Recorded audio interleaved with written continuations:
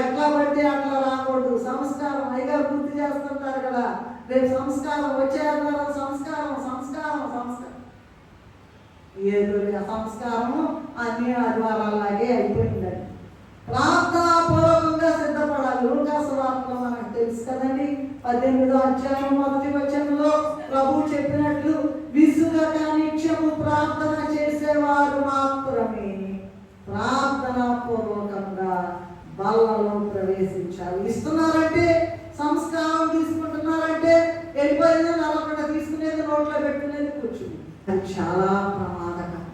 ప్రార్థనాపూర్వకంగా ఈ నెల తీసుకున్నామంటే మళ్ళీ నెల దినాలు ప్రార్థన చేసుకుంటానే ఉండాలంట. అయ్యా ఈ నెల నేను ఎలా తీసుకున్నాను, నాకు యోగ్యత ఉందో లేదో